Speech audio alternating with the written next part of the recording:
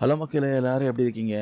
அடிக்கடி ரயில்ல பயணம் பண்றவங்களுக்கு இன்னைக்கு 2 முக்கியமான அப்டேட்ஸ் வந்து கொண்டு வந்திருக்கேன். ஒண்ணு பார்த்தீங்கன்னா, ரொம்பவே ஹாப்பி நியூஸு. இன்னொன்னு கொஞ்சம் பாக்கெட் அப்பதான் பார்க்குற பேட் நியூஸு. ஆமாங்க, ஏப்ரல் 1ஆம் தேதி முதல் இந்திய ரயில்வே சில அதிரடி புதிய விதிகள்லாம் வந்து அமல்படுத்தியிருக்காங்க. போர்டிங் பாயிண்ட் மாத்துறதுலயும், டிக்கெட் கேன்சலேஷன் பண்றதுலயும் நெறைய ரூல்ஸ் வந்து சேஞ்ச் ஆகியிருக்கு. அது என்ன? எல்லாமே டீட்டெயிலா இந்த வீடியோல சிம்பிளா தெளிவா பார்க்கலாம். பொதுவா நம்ம சொந்த ஊருக்கு போறதுக்கோ, இல்ல டூர் போறதுக்கோ பல மாசத்துக்கு முன்னாடியே பார்த்தீங்கன்னா, ஐஆர்சிடிசி மூலமா ட்ரெயின் டிக்கெட் வந்து புக் பண்ணிடுவோம். ஆனா கடைசி நேரத்துல பிளான் மாறலாம். புக் பண்ண ஸ்டேஷனுக்கு பதிலா வேற ஸ்டேஷன்ல ட்ரெயின் ஏற வேண்டி வரலாம். இல்லன்னா சில தவிர்க்க முடியாத காரணங்களால பயணத்தையே வந்து கேன்சல் பண்ண வேண்டியிருக்கும்.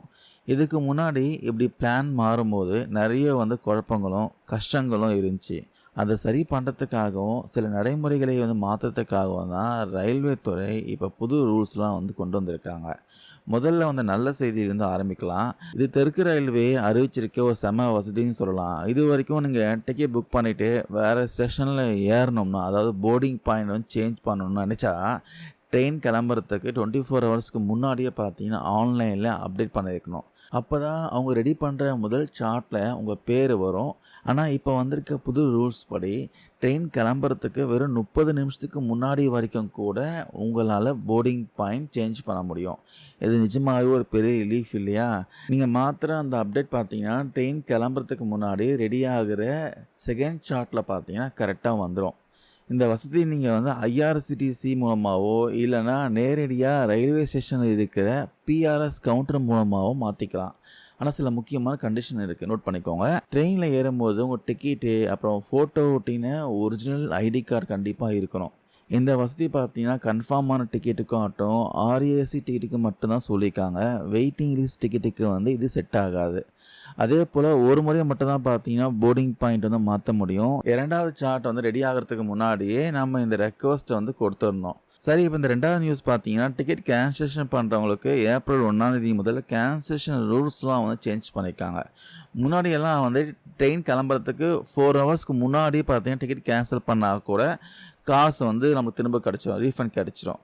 ஆனா இனிமே அப்படி கிடையாது. ட்ரெயின் கிளம்புறதுக்கு 8 ஹவர்ஸ்க்கு முன்னாடியே நீங்க டிக்கெட் கேன்சல் பண்ணா தான் ரீஃபண்ட் கிடைக்கும். அது கூட பார்த்தீங்கன்னா 50% தான் கிடைக்கும். டைம் ஸ்லாட் குடுத்துருக்காங்க பாருங்க.